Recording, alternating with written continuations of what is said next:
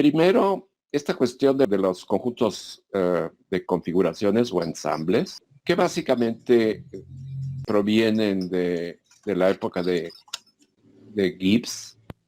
Detrás, ya lo hemos mencionado, viene esta idea de calcular las propiedades de los estados de equilibrio de los sistemas macroscópicos, no observándolos cómo evolucionan en el tiempo, porque aparentemente eso es buscarse dificultades. ¿Cómo vamos a conocer las configuraciones de sistemas compuestos de muchos objetos microscópicos a través de su evolución temporal?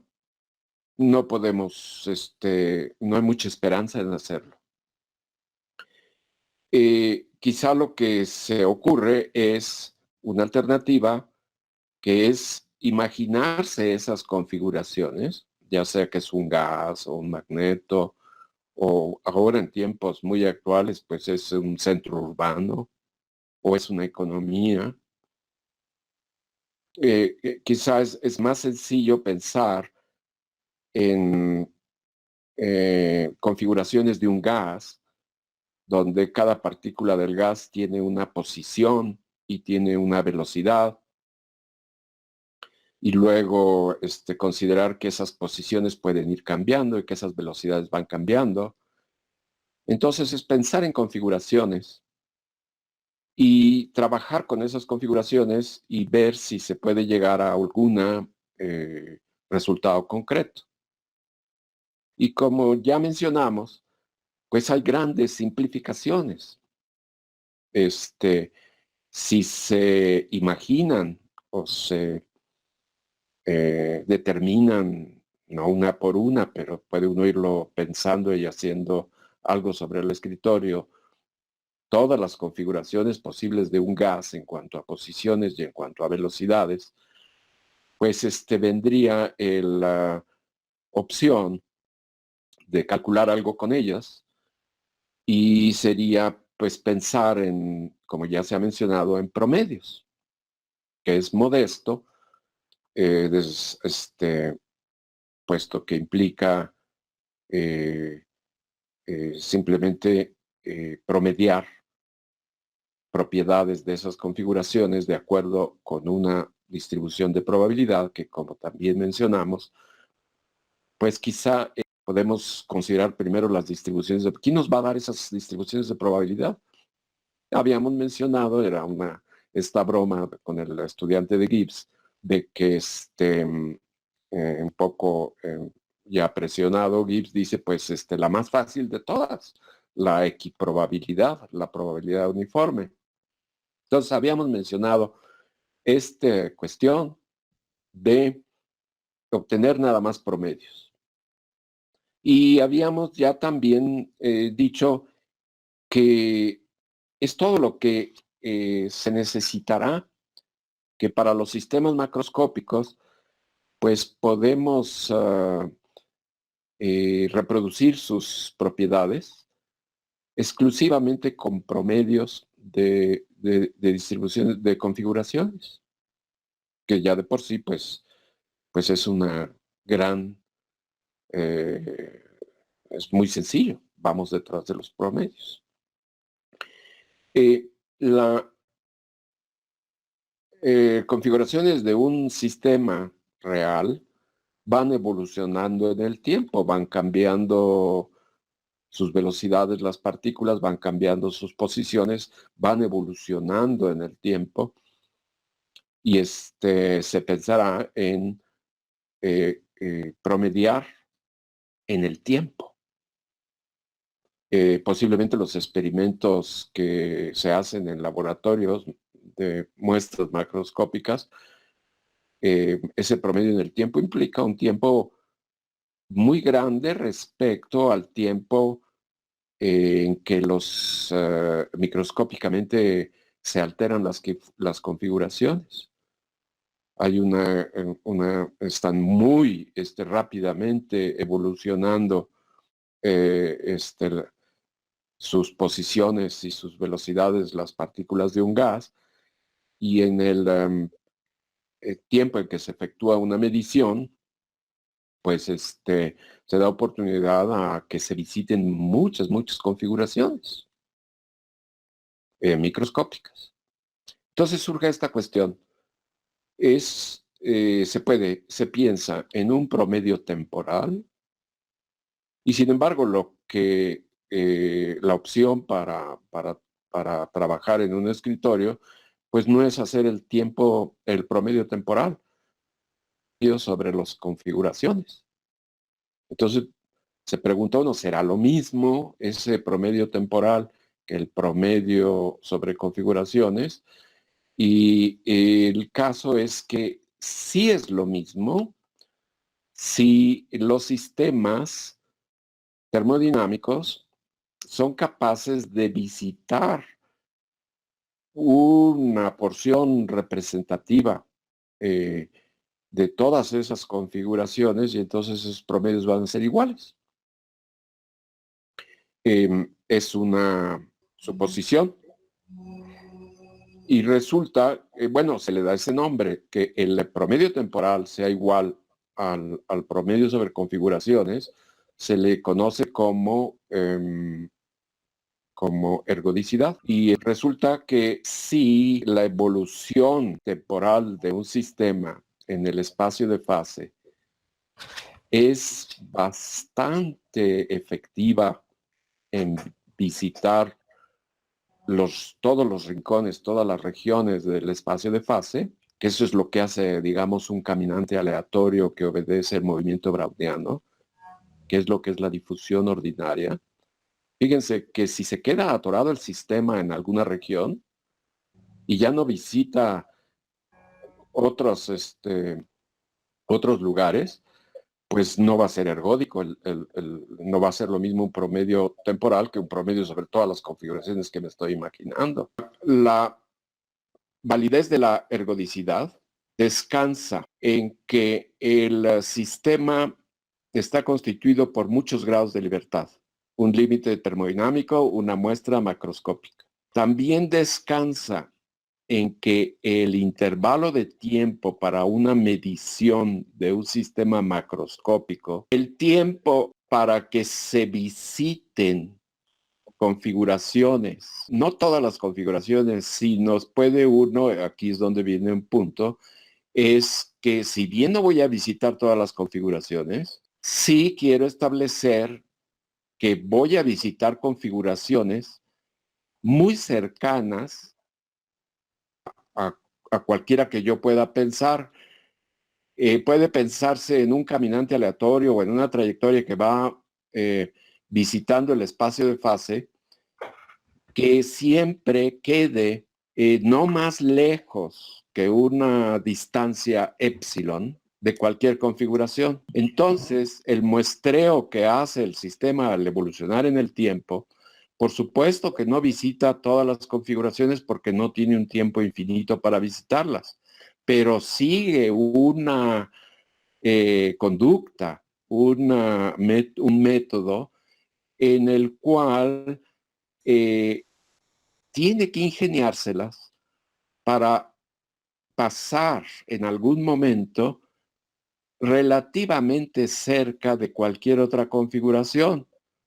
Y eso es lo que hace, por ejemplo, cuando en un vaso de agua limpia se coloca una pequeña gotita muy concentrada de tinta y se suelta, y esa gota de tinta se va expandiendo, se va extendiendo sobre el vaso de agua limpia y la va ensuciando, pero no la hace como cualquier cosa.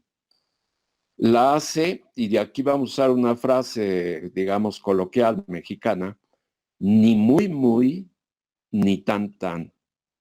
Quiere decir que ni se va a poner a visitar una región del vaso de agua con gran detalle, va a andar saltando de un lado a otro, ahora me voy a la esquina de arriba, ahora me voy al fondo del vaso. Un caso es una difusión anómala, subdifusión, y otro caso es una difusión, superdifusión, que precisamente nos lleva a distribuciones de probabilidad que no son las del teorema del límite central ordinario, que es la difusión ordinaria, la distribución de Gauss.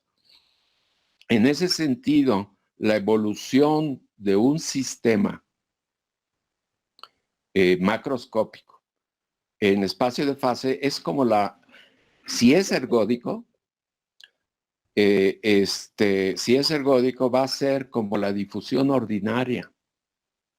En cambio, si ese sistema no evoluciona en espacio de fase y se queda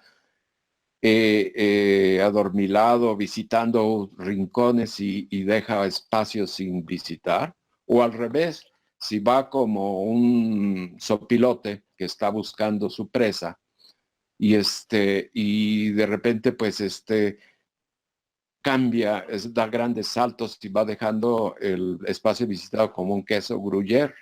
La ergodicidad está muy atada precisamente a la manera en que los sistemas termodinámicos visitan sus configuraciones microscópicas. De esa manera es una gran exigencia para la ergodicidad. Lo vamos a ver, no es tanto el caso en este momento, pero también existen trayectorias, no solo las de un caminante aleatorio, sino las que se obtienen en la dinámica no lineal, las trayectorias de estos regímenes caóticos. Resulta ser que las trayectorias en estos sistemas deterministas, las trayectorias en un estado caótico, son ergódicas. Son ergódicas en el sentido de que emplean el análogo de la difusión gaussiana. Y sin embargo existen otros extremos, por ejemplo, lo que se llama las transiciones al caos. En las transiciones al caos no ocurre. Se deja de visitar con esa metodología el espacio de fase y deja de ser ergódico. Ahí también se puede hacer promedios en el tiempo y promedios de ensamble. Y si el régimen es caótico, es ergódico. Y si el régimen no es caótico, no es ergódico. Y le podemos, en ese momento, los dinámicos no lineales, le pueden ir y pedir audiencia a Boltzmann y lo quieren ver y le dicen, aquí venimos a regresarle a usted su postulado. Sirvió mucho, siempre funcionó, pero ya no lo necesitamos. Ya no tenemos que pensar en ese postulado. Simplemente ahora usamos un lenguaje más actual.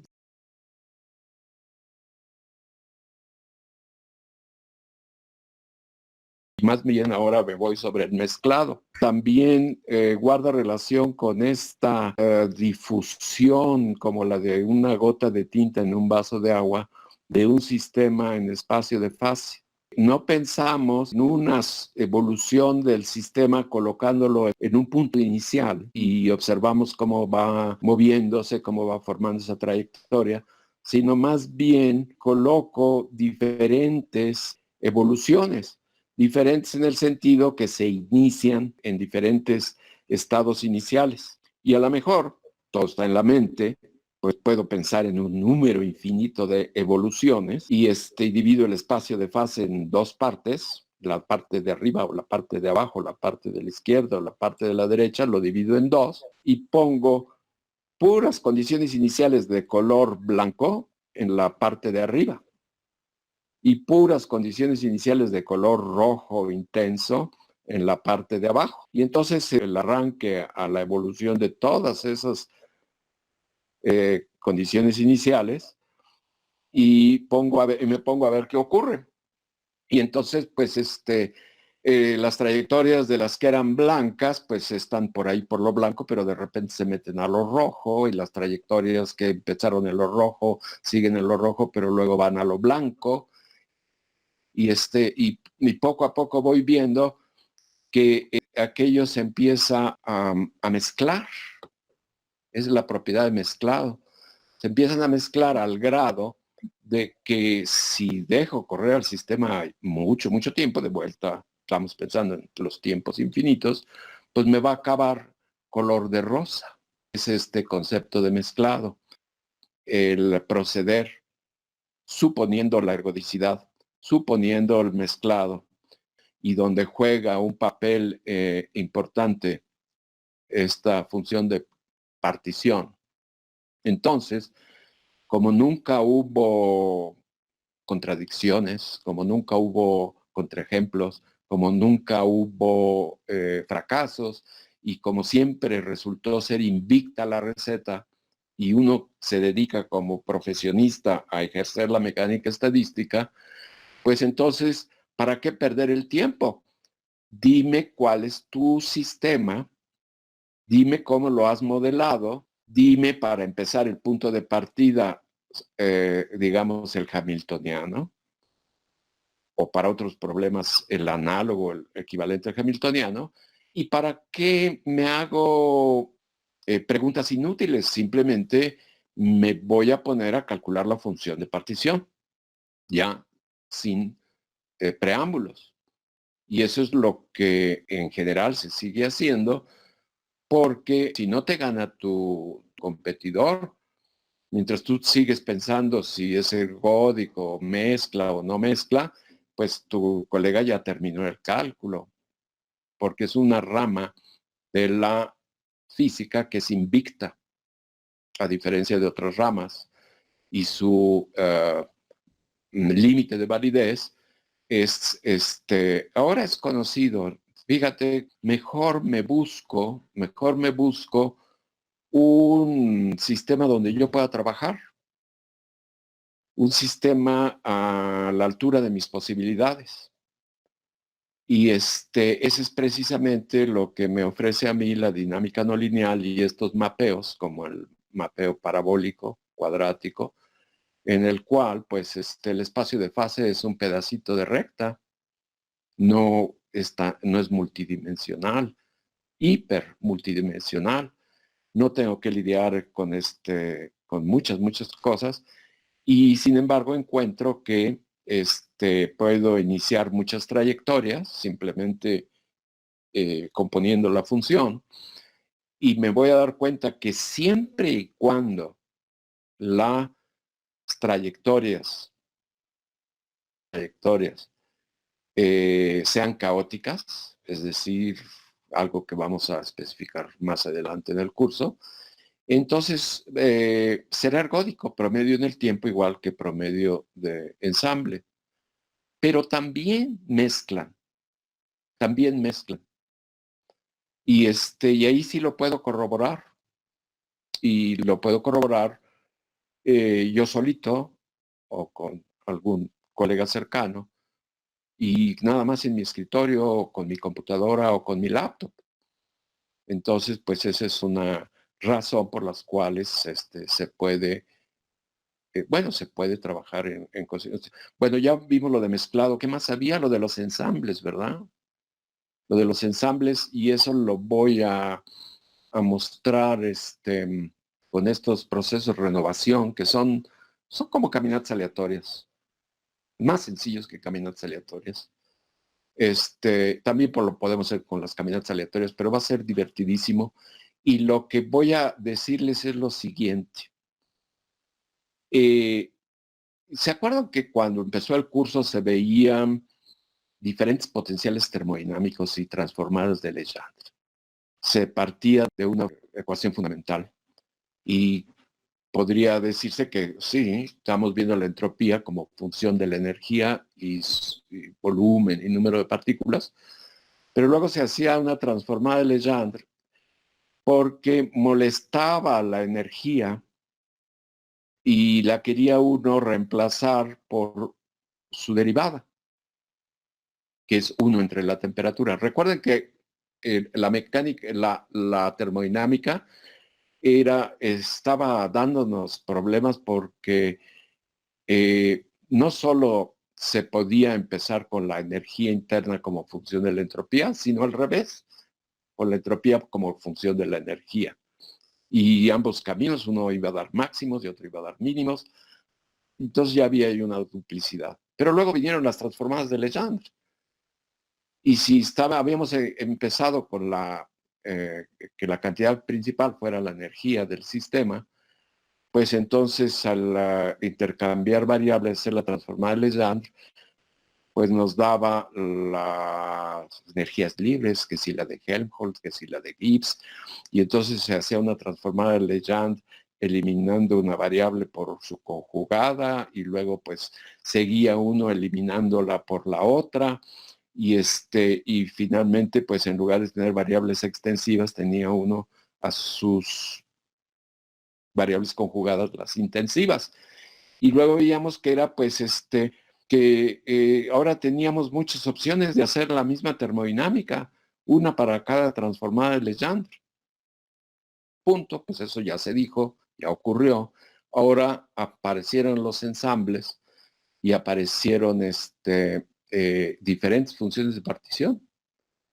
Y entonces apareció la función de partición que corresponde a cuando la energía es constante y se le llama ensamble microcanónico y su distribución es la uniforme, la de equiprobabilidad. Pero, como se mostró ya hace un rato, se puede pensar en otro ensamble diferente donde la energía no es constante, sino puede ir tomando todos los valores que quiera. Y apareció otra función de partición, otro ensamble que se llama canónico y otra función de partición. La del ensamble canónico, y pues ya no tiene, la pregunta es cuál es su distribución, y su distribución pues es una exponencial que decae, y también la vimos hace un rato. Pero puede uno seguir y decir, bueno, pero ahora que el número de partículas pueda variar, que pase yo desde una partícula hasta 10 a la 23 partículas. Permito que cambie entonces pues tengo otro ensamble. Tengo el ensamble gran canónico. Y me pregunto cuál es su distribución y se puede seguir el mismo método de multiplicadores de Lagrange y se va a encontrar que es una distribución exponencial que tiene otro término. Y así nos vamos. Y entonces se podría pensar, bueno, ¿qué nos conviene? Pues nos conviene, bueno, se nos está repitiendo el asunto, porque ¿qué tal si no da lo mismo trabajar con el microcanónico que con el canónico, que el gran canónico? A lo mejor no da lo mismo y hay casos donde no da lo mismo. Pero para la mayoría de la gente que trabaja en el límite termodinámico, sistemas macroscópicos, tan da lo mismo que hasta se vuelve una cuestión de gustos, pero no importa, son nuestro gusto porque a final de cuentas nos debe dar el mismo resultado. Sin embargo, hay algo que vamos a ver que les va a encantar, porque el ensamble microcanónico, si hacen su función de partición y todo lo que pide el procedimiento, van a llegar a las propiedades termodinámicas que corresponden a la energía del sistema constante. Que luego ya ustedes dicen constante, pero yo decido su valor. Pero si escogen el canónico y evalúan su función de partición, el contacto con la termodinámica va a ser diferente. Van a aterrizar en la energía libre de Helmholtz. Y si toman el gran canónico, pues van a hacer otra función de partición distinta y van a terminar en la energía libre de Gibbs. Y entonces, déjenme decirles esto, que es el momento para decírselos, porque alguien decía, bueno, es que sí, los datos experimentales eran a temperatura constante, a temperaturas, no a energías. Ah, pues es que yo quiero siempre poder llegar a mis datos experimentales y es lo que se le facilitó a mi colega experimental. O mis datos fueron a presión constante y a temperatura constante. Bueno, presiones y temperaturas. Quiere decir que fue viendo presiones, fue viendo temperaturas, y entonces a mí me interesa una parejita de presión, de valor de la presión y presión de la temperatura, y me estoy yendo con la idea de que pues yo soy una persona que le hago espacio a mi colega experimental y que por eso es que trabajo en esos ensambles y por eso es que finalmente escojo esas energías libres y de todas las opciones son las que tomo. Pero ¿qué tal si ustedes no son tan considerados? Dice, pues no, a mí qué me importa mi colega experimental, yo más bien le quiero poner piedras en el camino, pues yo odio a todo mundo, yo lo que me interesa es que me salga mi cálculo rápido y me vaya yo a hacer otras cosas. Y entonces les voy a adelantar lo que vamos a ver el viernes, o cuando menos será la primera vez que lo veamos, que si ustedes escogen el, uh, el ensamble microcanónico, van a sudar bastante para hacer sus cálculos, para llegar al punto final, para evaluar la función de partición, que simplemente es el número de configuraciones, y llegar a la termodinámica. Ya sí, pero yo soy muy purista y si ahí empezó Boltzmann y ahí empezaron todo el mundo, eso es lo que yo hago. Bueno, muy bien, es tu gusto, pero te costará cierto trabajo a ti como trabajador en teoría, eres teórico. Dice, bueno, entonces mejor voy a usar el canónico. Yo no quiero realmente problemas técnicos que pueda evitar. Bueno, pues trabajamos en el canónico, hacemos calculamos la función de partición canónica y hacemos contacto con la termodinámica que tendría que ser a través de la energía libre de Helmholtz. Y pues lo hacen. Y dicen, ¿qué tal estuvo? ¿Cómo les fue? ¿Qué experiencia? No, pues sí, tenían razón.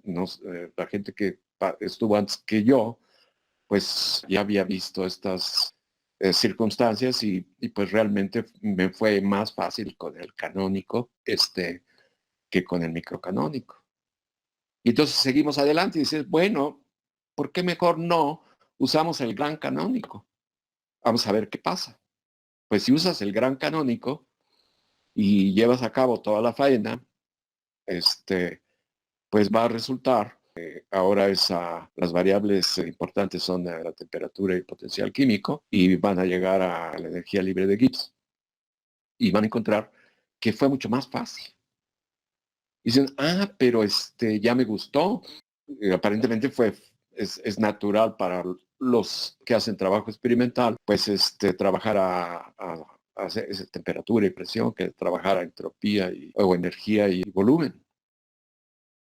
Pero bueno, ¿cuál fue la diferencia? Bueno, pues acuérdense de esa relación de Euler que decía que U, la energía, era igual a una serie de términos que eran variables multiplicándose, una variable subconjugada. U igual a T por S menos P por B más mu por N. Y le podrían agregar más o cambiar a un sistema magnético, lo que fuera, pero esa era la relación de Euler.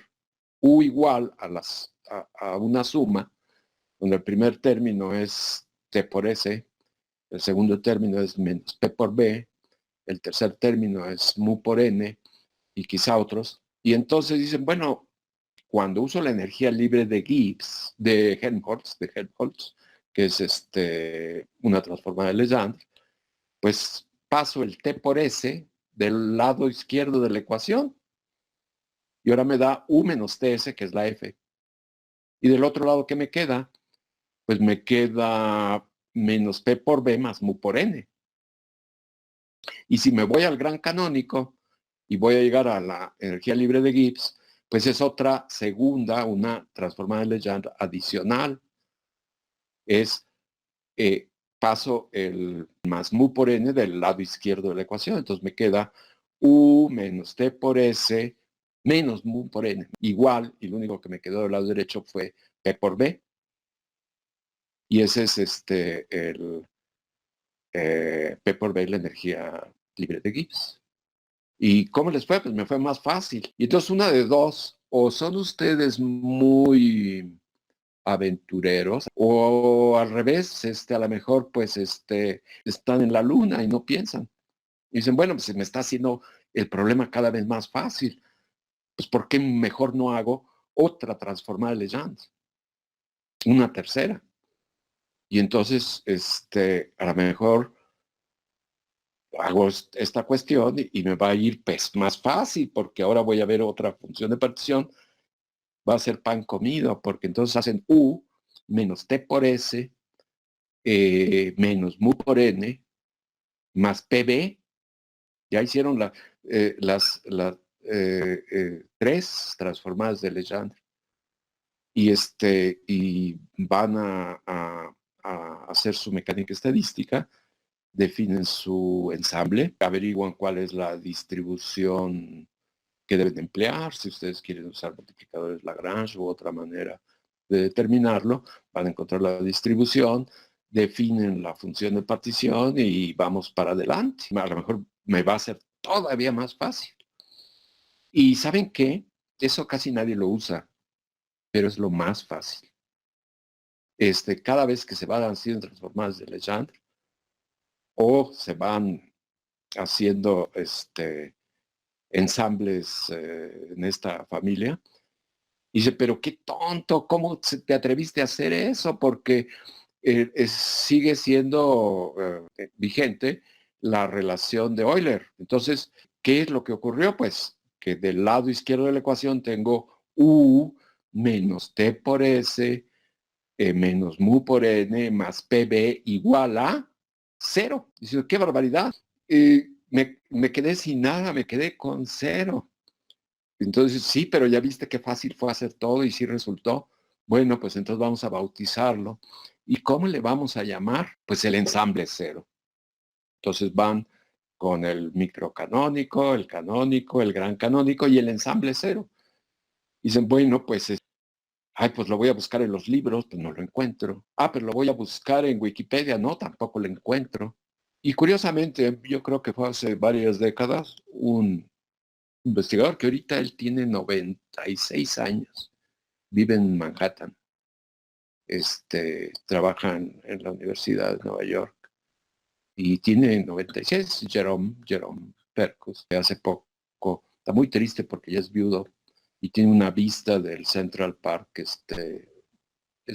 él me mostró el ensamble 0 y luego fueron pasando y me dio un ejemplo y fui yo buscando una serie de cuestiones y hasta hice algún cálculo cuando se usaba papel y pluma y lápiz y se me perdió. Ya no lo tengo en ningún lado. Entonces dije, ¡zas! ¿Cómo se me fue a perder eso? Pude haber hecho estas cuestiones. Y pasó el tiempo y cambiamos de intereses y nos metimos a otras cosas y lo que fuera. Y entonces otra manera de pensar es, bueno, pues siempre hay que pensar. Siempre llega un momento en que uno recapacita y dice, bueno, pues los físicos, los químicos o los fisicoquímicos quieren usar presión, volumen, potencial químico, pero los físicos no, los físicos somos súper elegantes. Nosotros esos problemas los vemos con lenguaje magnético. Si alguien nos dice densidad, no, pues para nosotros es magnetización. Si alguien nos dice presión o potencial químico, no, para nosotros es campo magnético. Y que si el modelo de Easy y todas esas cosas, sí, pues somos físicos, cualquier cosa, pero por favor el lenguaje magnético. Entonces un lenguaje magnético, a lo sencillo, el modelo de Ising, pues tiene nada más la relación de Euler, no tiene tantos términos, sería U igual a TS más H de campo magnético por M de magnetización. ¿Cómo hago mi ensamble donde me va a hacer la vida más sencillo? Pues hago una transformada de Legendre, entonces es U menos TS por la energía libre de Helmholtz. Y entonces, no, pues yo quiero la vida todavía más fácil. Entonces hago otra transformada de Legendre y entonces hago U menos TS menos HM y hago el cálculo y me da requete fácil. Pero si la relación de Euler es esa, pues es U menos, ¿qué? TS menos HM igual a cero. ¿Cómo que igual a cero? Yo estoy trabajando con energías libres que son cero. Y entonces, mi pobre función de partición, ¿cómo es? Pues ya te salió el cálculo, ya ni preguntes, ¿para qué te quejas? Si te fue fácil. No, no, no, pero sigues pensando. Y entonces dices, bueno, qué cosa tan rara. Porque las energías libres se van a infinito con el límite termodinámico. Por ejemplo, la energía libre de Helmholtz es la energía libre de Helmholtz por partícula por el número de partículas. Y la energía libre de Helmholtz por partícula, pues es un numerito, diferente de cero, pero chiquito. Bueno, no chiquito, un número finito. Y lo multiplican por n y luego se llevan n infinito, pues se va. Todas las energías libres se van a infinito linealmente con n. Eso quiere decir que los números de configuraciones se van exponencialmente a infinito con n el número de cosas. El crecimiento exponencial del número de configuraciones, pues le toman el logaritmo y es el crecimiento lineal de las energías libres. Pero cuando yo hice tanta transformada, me dio cero. Pues ahí es donde entra un poco rascarse la cabeza y luego pues aclararse las cosas. Y voy a terminar diciéndoles que vamos a ver este asunto y nos vamos a dar cuenta por qué esta función generatriz. Vamos a ver que es precisamente el ensamble cero. El ensamble cero nos vamos a dar cuenta qué tan fácil es la vida y lo vamos a ver en un proceso de renovación, el cual nos va a servir más adelante para mostrarles un trabajo sobre la pandemia del COVID-19.